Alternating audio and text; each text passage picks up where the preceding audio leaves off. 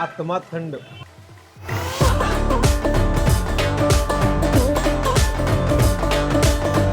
अडीचशे लिटर पर्यंत आपलं रोज जातं. 250 लिटर ज्यूस जातोय रोज. 250.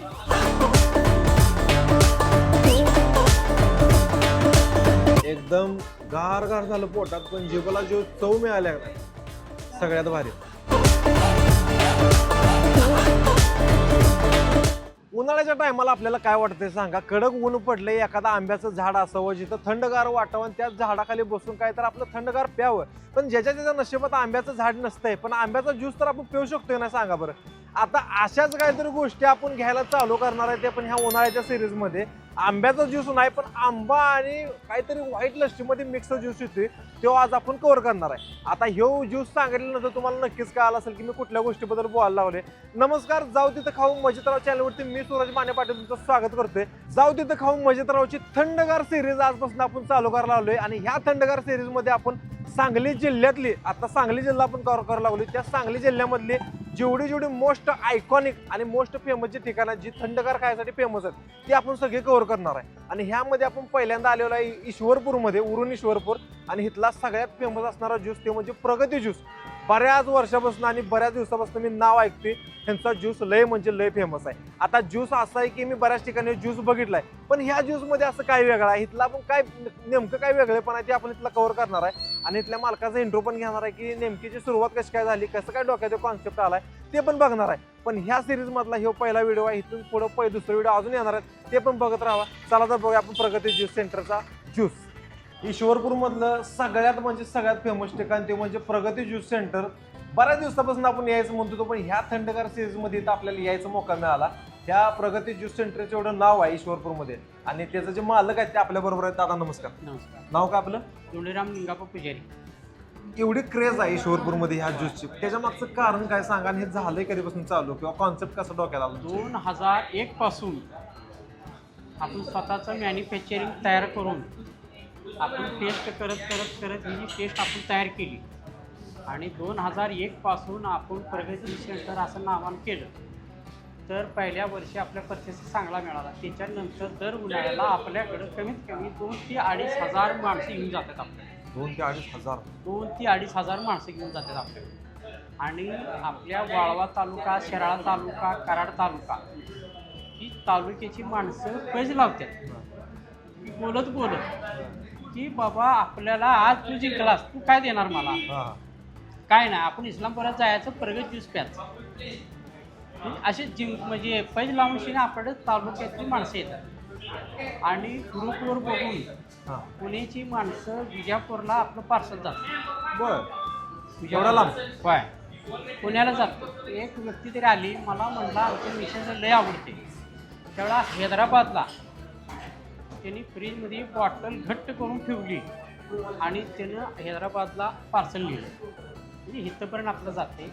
आणि फॅमिली, आता तुम्ही इथं आलाय पुण्यासून, की ती माणसं घरातली फॅमिली पिऊन गेलेली असते. या वेळेला ती फॅमिली काय करते, मी कुठं आहे तर मी असं इस्लामपूर साईडला घेऊन किंवा सांगलीला घेऊन, तर येताना प्रगत ज्यूस सेंटर आपलं आहे ती घेऊन या की. मग आपलं इथून पुण्यापर्यंत जातं. आणि जवळजवळ आपल्या तालुक्यात बारकी पोरं निघाली, दुकानं बघितलं, जर पप्पा म्हटला प्यायचं ना आपल्याला, परत येऊन पिऊया, नाही नाही नाही नाही नाही नाही, गाडी बंद करणार आणि प्यायचं मग पुढे जायचं. फॅमिली सुद्धा जाता जाता गाड्याची नजर आली, माणसांच्या बघितलं की मनात आलं पाहिजे की प्रगत ज्यूस प्यायचं. असं माणसं बघितलं की त्यांच्या मनात येतं की आपलं ज्यूस पिल्याशिवाय जायचं नाही पुढे. आणि गाड्या काय आपोआपच आकसतात. काय नेमका बेस काय आहे तो तुम्ही जे व्हाईट कलर मध्ये देताय? अवेलेबल फ्रूट ज्यूस आहे. ती अवेलेबल रस तयार करून ज्युसरमध्ये मिक्सिंग करून हे सगळं स्वतःचं प्रोडक्शन मी सकाळी पहाटे 6 वाजल्यापासून मंडळी आणि मी आणि आमचा चिरंजीव असं आम्ही तिघं घरामध्ये बनवून ठेवतो. ती जवळजवळ 100 ते 150 लिटर आपल्याला नुसतं दूध लागतं. बरं. आणि कमीत कमी 3 ते 4 डझन पायनॅपल लागतं आपल्याला. कमीत कमी 70 ते 80 किलो रोज साखर लागते आपल्याला. अलीकडले ते जे आहे पांढऱ्या कलर ते लस्सी लस्सी मलाई आईस्क्रीम मिक्स असं मिक्स असते कॉम्बिनेशन लस्सी आईस्क्रीम आणि मलाई मलाई आणि जे पलीकडला जो बेस आहे लाल मँगो कलर आणि फ्रूट मिक्स म्हणजे अवेलेबल फ्रूट काय तयार असतील हा. ती ज्यूस आपण तयार केला त्यामुळे टोटल कॉम्बिनेशन केल्यामुळं की त्याला जिभेला एक स्वाद वेगळाच आहे. आणि ह्या वर्षी इथं जी गाळा घेतल्यामुळं नवीन असं डोक्यात आलं की बाबा आपला ज्यूस आहे आपला आवडत नाही तरी सुद्धा आमच्या चिरोंजी संघ चर्चा करून म्हटलं गाळा घेतलाय आपण आणि डेव्हलप काहीतरी केलं पाहिजे. बाहेर ती जुना गाडा आहे ना हा जुना गाडा पहिला आपला. तर आता म्हटलं काय करायचं नवीन योजना झाली पाहिजे. आता कलियुगामध्ये पळते जग तसं आपलं वेगळं काहीतरी केलं पाहिजे. तर आपण काय केले नवीन आईस्क्रीम सगळं आपण स्वतःचं केलं. कसाटा केला आहे सगळ्या व्हरायटीच्या आईस्क्रीम वगैरे सगळं तयार केलं. त्यामुळं एवढा स्कोप चांगला आहे की भयानक चांगला आपल्याला. हे कॉन्सेप्ट कसं काय तुमच्या डोक्यात आला की असा ज्यूस काय तयार करायला पाहिजे आपण माझं कसं आहे लहानपणापासून मी व्यवसायामध्ये लहानपणा मी व्यवसाय असल्यामुळं आता डोक्यात आलं की थम्सअप मी काश्मीरला गेलो दिल्ली काश्मीर पंजाब सगळं फिरलो. तर कितीतरी वर्षापासून ती थम्सअप स्प्रेड वगैरे आमचं तमकं आहे हे तयार झालेलं असतं. बरोबर ती माणसांना हानिकारक आहे. त्यामुळं माझ्या डोक्यात आलं की ह्याच्यापेक्षा आपण वेगळं ताजं फ्रेश काय देतो माणसांना. आज कलियुगामध्ये कसं आहे कमी वयामध्ये माणसं घातक ठरते त्यांचं म्हणजे मरणशक्ती त्यांची कमी यायला लागली.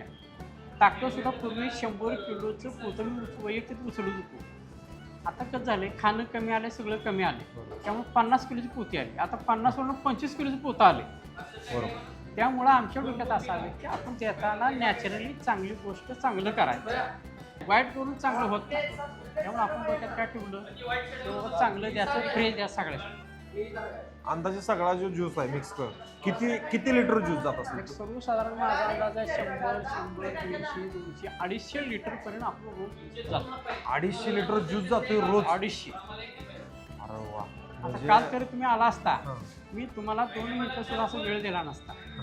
एवढी गर्दी होती की आल्यानंतर पण गर्दी बरीच होती आणि म्हणजे श्वास घ्यायला सुद्धा वेळ मिळणार नाही एवढं आत लोकांची गर्दी होती. त्यातनं तुमचा मला वेळ मिळाला आमचं नशीब चांगलं. एक लय दिवसापासून ऐकलेलं नाव ईश्वरपूर मधले जे सगळ्यात जास्त फेमस आहे त्या ठिकाणाला आज याचा योग आला.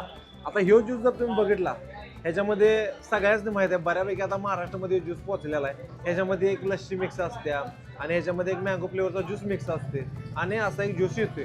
पण सगळ्यात पहिल्यांदा मला वाटतं इथं जो ज्यूस तयार झाला असेल त्याने मालकाने पण आपल्याला सांगितलं आणि तो ज्यूस घ्यायचा आपल्याला लय दिवसांनी डोक्यात होतं. म्हणून आज आपण इथं आलो.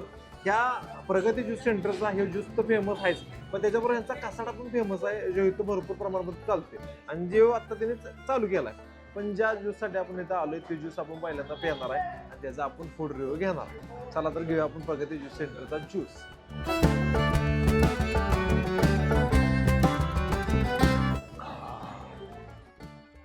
आत्मा थंड एकदम गार गार झालं पोटात पण जीवाला जो चव मिळाल्या नाही सगळ्यात भारी. मी बऱ्याच ठिकाणी ज्यूस पिलोय पण ह्या ज्यूस मध्ये असं काहीतरी वेगळं लागते जे 100% मला वाटतं जी आपण लस्सी बघितल्या व्हाईट कलरची तर त्याच्यामध्ये काहीतरी वेगळं वाटते कारण बऱ्याच ठिकाणी ज्यूस पिलो तसा फ्लेवर ह्याच्यामध्ये लागत नाही. ह्याच्यापेक्षा वेगळा फ्लेवर लागतो म्हणजे जबरदस्त टेस्ट आहे. एक लेवल वाढून नाही म्हटलं तरी चालेल. एक नंबर टेस्ट आहे. वा वेगळा गोडवा आहे आणि साईडला कसाडा इतळायला लागलाय. कसाडा म्हणते पाठशानं खाऊन टाका.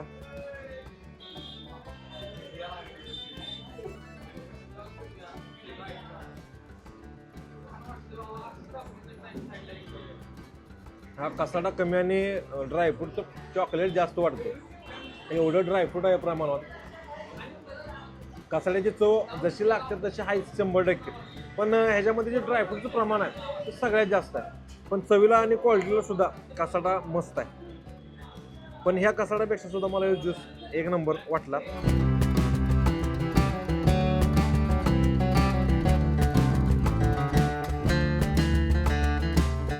कसाडा भारी आहेच पण कसाड्यापेक्षा सुद्धा हे मी जास्त तुम्हाला रेकमेंड करेन. इथला सगळ्यात टॉपचा विषय आणि का एवढी इथं गर्दी असत्या किंवा ह्या ज्यूसचं एवढं नाव काय हे मला इथून कळालंय. एक नंबर ज्यूस आहे आणि तुम्ही कधी इकडनं हायवेवरनं जात असला, ईश्वरपूरचं जे स्टँड आहे त्याच्या शेजारला हे प्रगती ज्यूस सेंटर आहे. पहिला ह्यांचा गाडा बारका होता, पण आता ह्याचं प्रमाण एवढं मोठं झालंय की वास्ट प्रमाणामध्ये हे गाळा वगैरे घेऊन येणे इथं काम केलंय. गच्च गर्दी असते. आम्ही आलो त्यावेळेला पण इथं गर्दी बघितली, कंटिन्यू गर्दी चालू आहे. आणि आता उन्हाळ्याचा सीझन चालू आहे, उन्हाळ्यामध्ये गर्दी असतेच, पण उन्हाळा सोडून सुद्धा इथं 12 महिने गर्दी असते ह्या ज्यूससाठी.